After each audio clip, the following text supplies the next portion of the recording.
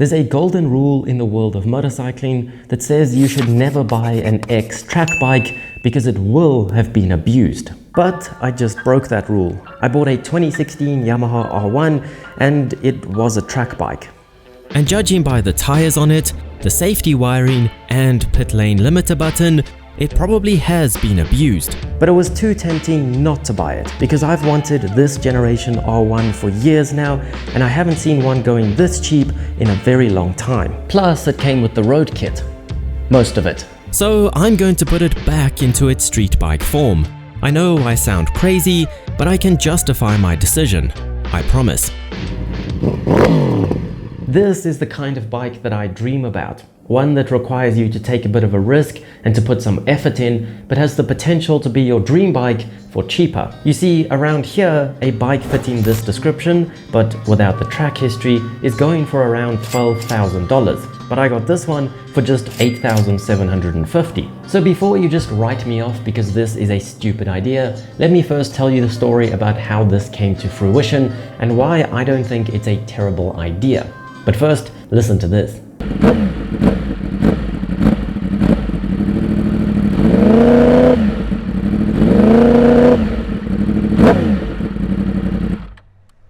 Look, Mom, no hands. My Apple Watch says it's a noisy environment. A good noise. Okay, back to reality. It all started in June of 2018. I had my 2008 R6 at the time, and my dad picked up his 2016 Yamaha R1 Anniversary Edition. This thing was as narrow as my 600, but made big boy horsepower numbers, so naturally, this became my dream bike. In fact, he even let me make a video with it titled exactly that. This was the first time I'd ever used a quick shifter or ridden with a TFT display, and even with a stock exhaust, the noise was intoxicating. A year later, I got a 2013 R1 and loved every second of it, but it was no new gen R1.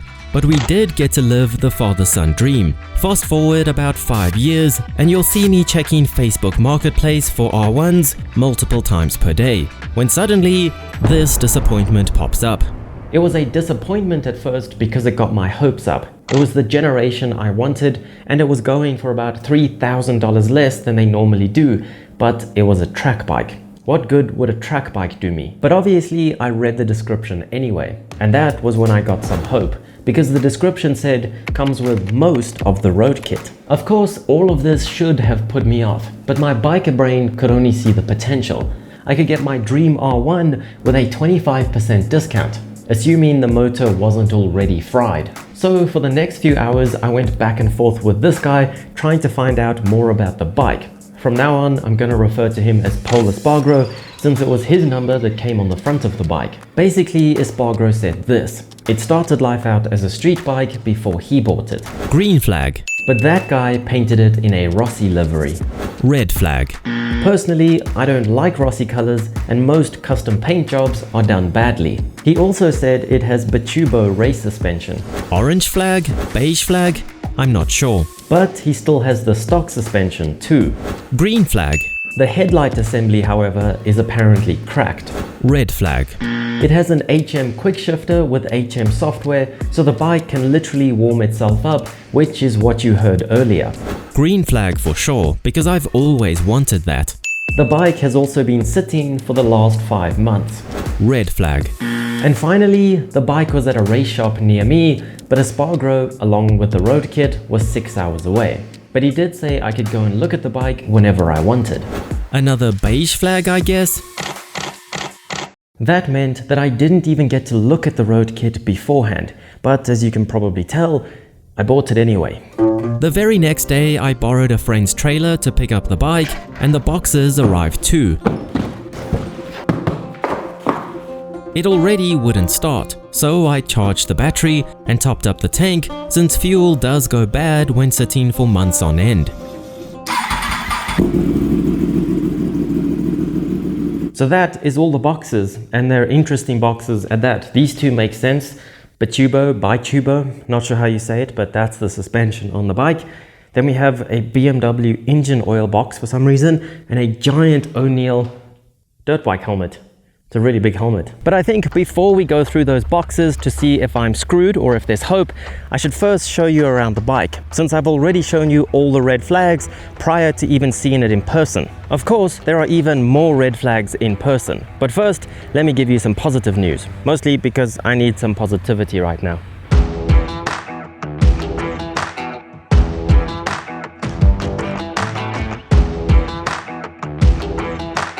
First of all, if you've never come across a street bike turned track bike, this is what they do. They remove all the stock bodywork and replace it with track fairings, which in this case are made out of fiberglass so that it's cheaper to replace when you crash and damage it. Unnecessary road parts are removed as well, like the headlights, the kickstand, the horn, the passenger foot pegs and seats, etc. So this is the current state of the bike. The most important part to me is obviously the motor. The reason I took the chance is because it's only done 9,000 kilometers, and the guys at the race shop seemed to think it was still strong. Other than that, it wasn't in bad shape. The frame looked clean, as did the display, calipers, discs, wheels, etc. Obviously, it has some scratches here and there, like you'd expect from a now 8-year-old bike, but it's still a beautiful motorbike, even if it's worked hard. Surprisingly, these Akropovich springs managed to hold down the SC Project CRT silencer that doesn't do much silencing.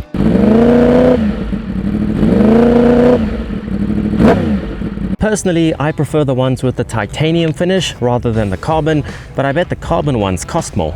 That rear Bitubo shock looks beautiful in person, and so do the fork caps. In 2016, they were still making the engine and covers the silver magnesium color. Which, to be honest, I prefer the newer ones where they went back to black engine covers, but hey, any CP4 engine is beautiful. Plus, it's been protected all round. It's got steel braided brake lines that avoid the ABS pump, which is a pro in my book. There are Samco coolant hoses, which cost a small fortune. I know because I've always wanted some, and I learned the other day that they're actually handmade. It has MSD clip-ons with Litec levers and stock switchgear at least. The windscreen is also really nice because I like double bubble screens and prefer clear ones. Plus that HM quickshifter. Now back to the red flags. The gearing has been altered to improve acceleration, but I'll have to check if the speedo has been calibrated for that. The left engine guard has been used. The caliper bolts and oil filler cap have been safety wired. The rear sets don't even look like they match, they're a bit beaten up and look bad. My left Litec lever has been worn down, and although there's a cover over the tank, Espargro did warn me that those usually scratch the paintwork underneath. It also doesn't get more race bike than this being your coolant reservoir. Creative though. But the worst part is that it has a USB port to charge it like a Tesla. It has come to my attention that I should inform you that that was sarcasm, because if I don't tell you, some people will believe me. So what can I say? That's the bike. The most important thing to me is that it has potential. I have no doubt that those 9,000 kilometers were hard ones. But the truth is, I don't plan on doing that much mileage on this bike anyway. Even if it only lasts another 10,000 kilometers, I will still have a blast. And don't forget, some of those miles were done on the street before Espargro bought it. Plus, even if it does blow up now, I at least know a race shop that can rebuild it for me. And obviously, even though it is completely kitted out for the track, I do have to take it for a quick spin. I know some of you are going to frown upon this, but that's okay. I'm just going to be quick, not too naughty. I won't tell anyone if you don't, but it's eating me up having this thing sitting there and I can't ride it. Plus, technically I need to ride it to make sure it's all mechanically there. Obviously I will take it to the track like this because you'd be stupid not to, but I just want to see if it has all 6 gears and a clutch and a throttle and, you know, the basics. Oh, hello gorgeous. Should we let you warm yourself up or should I do it?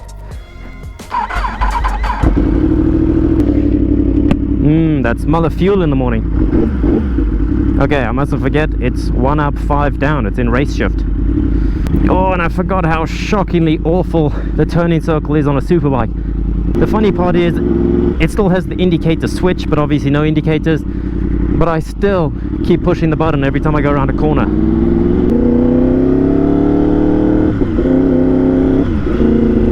Okay, Okay, so far the quick shifter isn't working. I forgot how that naughty position of a sport bike felt. Obviously this one is exaggerated, it's more head down, bum up than average.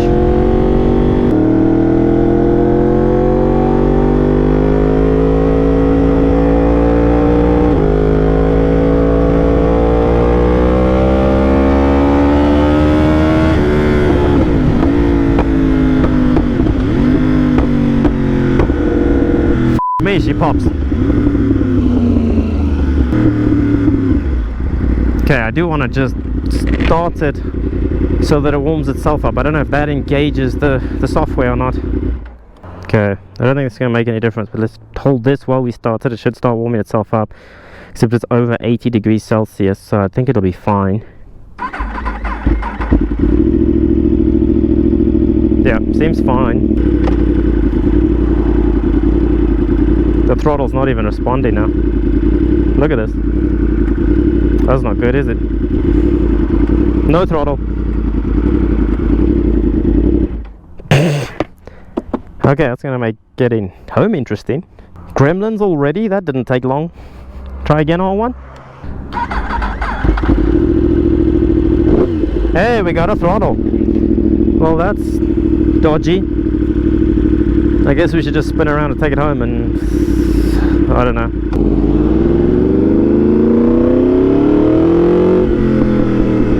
Wait for it. Naughty. I know I should just head home in case something else goes wrong, but it's still fun.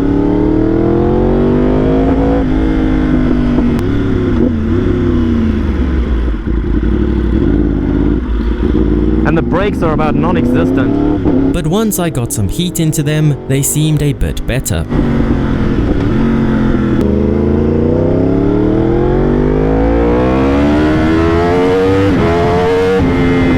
Oh, superbike speed. I haven't ridden a superbike since 2020, so it felt brilliant. You have to appreciate these first few rides because you get used to the power very quickly. I wonder what's happening behind me. Not much, I'm sure.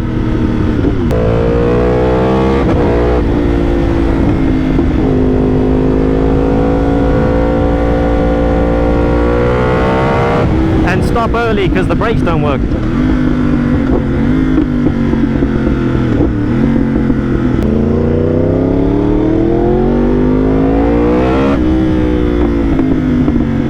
Way too much power for the street. I love it.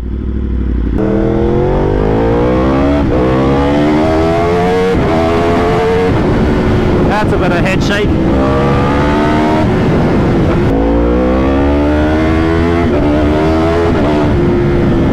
That is so stiff, that front end. And a little bit rowdy too.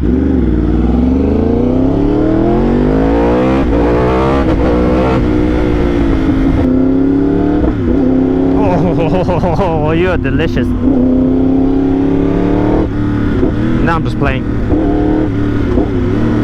Okay, so this hasn't been without its drama, but overall the conclusion is I'm in love. Sound like, just listen to this, it sounds amazing. Well, I wish I had something more important to tell you, but I don't. It's just been fun and I've just been focusing on this thing. It's got a lot of head shake. I guess it's the bumpy road, I don't know.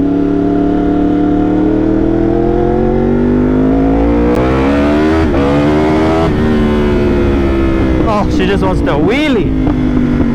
And the fan's on already. She says it's hot. We'll tuck her away now. So I really haven't looked in any of these boxes, besides pulling the fairings out of the top of this one, just so that they didn't get scratched on the drive home. I haven't looked in any of them, partly because I wanted to do it on camera, but partly because I don't want to know what I'm going to find, or more specifically, what I'm not going to find. I have no doubt that there are parts missing and bolts and pieces and all sorts of nonsense, because that is just the nature of these things. It's impossible not to lose something.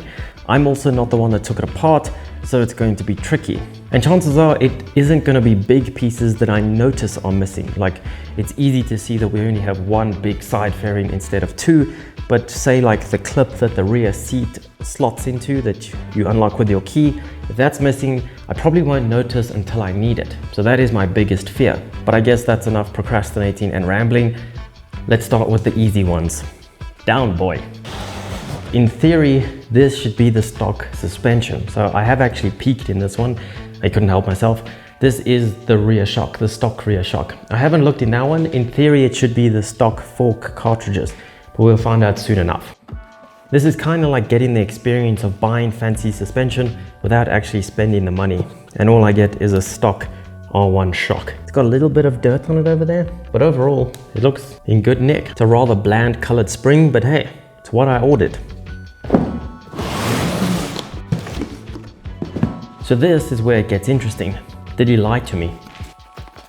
More beautiful acoustic foam, just as ordered. I mean, we have our springs, our cartridge, our internal, where all the damping happens.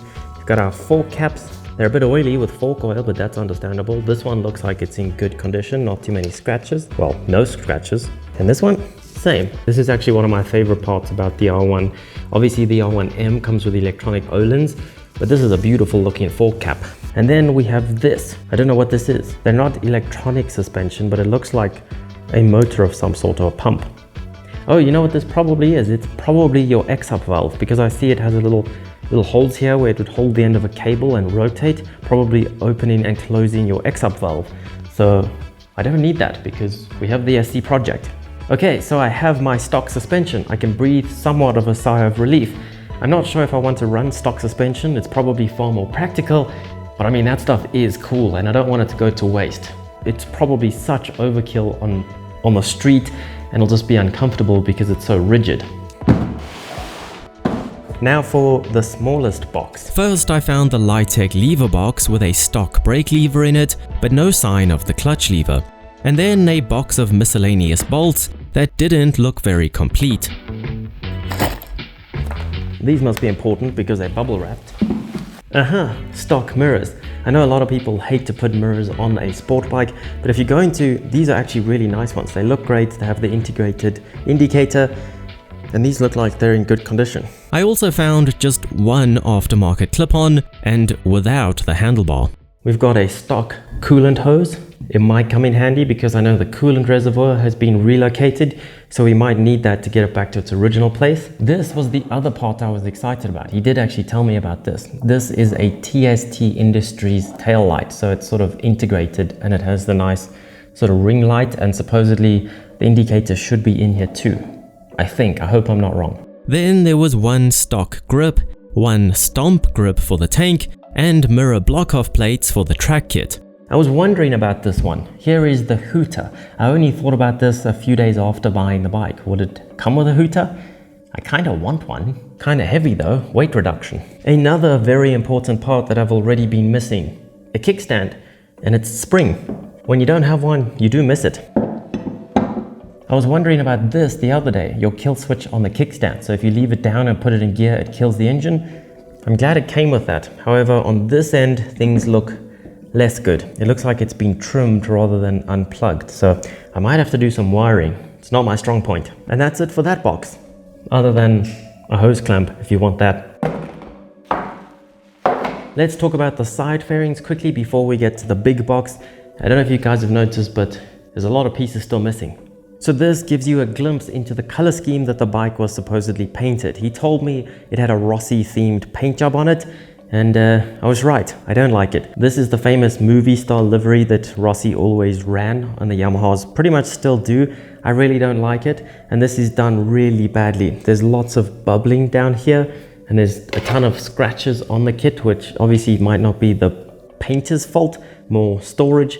My hope is that I can get these sanded down and resprayed, but I'm not sure how easy that will be with the decals under the clear coat, but I'm no painter. This box is so big that I'm just going to leave it down here, otherwise I'm not going to be able to reach into it. But it's already starting badly. Those pieces didn't give me much hope, and the only thing I can make out is it looks like an intake fairing and it's cracked.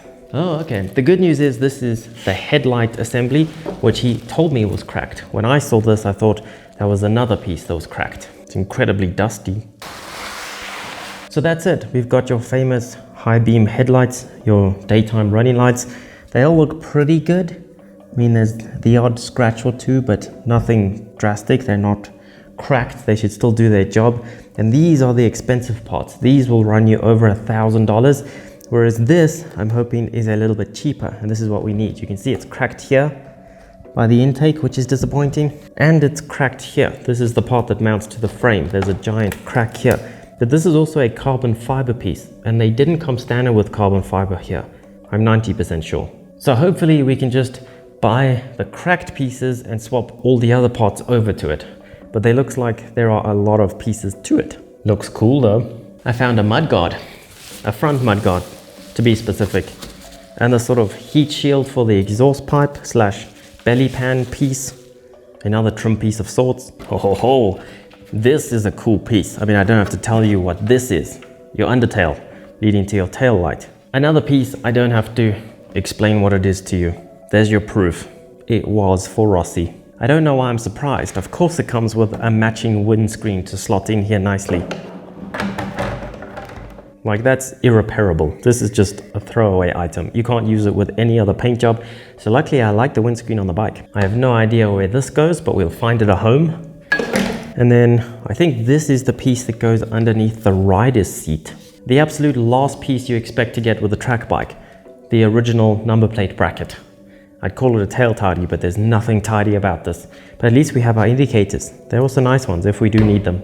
At this point, my mic died, but there was the ever-important number plate light, the tail pieces that create the signature tail section, the airbox cover with Yamaha emblems that I can hopefully reuse, more fairing pieces, the passenger foot pegs and passenger seat, which my girlfriend keeps inquiring about, the stock brake light, coolant reservoir, and the rider seat, which thankfully has the stock material and no tears. So that is what you get when you buy a cheap X-Track R1. And so far, there are fewer missing pieces than I expected. But here's what we already need. A rear mudguard because this one's been painted. The headlight stays and the intake piece because these have cracks. New rear sets because we didn't get the stock ones and these are banged up. Tires, a left side engine guard, paddock stand spools, and some parts that are optional, like possibly brake caliper bolts that haven't been drilled for safety wire, possibly stock gearing, and possibly standard engine mount bolts to remove these frame sliders. But let's not forget that time the throttle stopped working. We might have bigger problems, but I'm hoping it was just a one-time glitch. And I still need to figure out what's wrong with the quick shifter so I can get that working. I think the best approach is going to be first figuring out how to make it functional, figuring out where all the parts go and what bolts I need, and then we'll start to make it look nice. But first, I want to make sure I have all the parts I need. At this exact moment, I'm feeling pretty confident. Even if I spend a decent amount of money on it, it should still come in cheaper and be fun. But we'll keep track of the costs along the way. But anyway, that is all I can do today, so let me know if you would have bought this questionable bike. Subscribe so you don't miss the process of me turning it back into a street bike, and I'll see you on the next ride.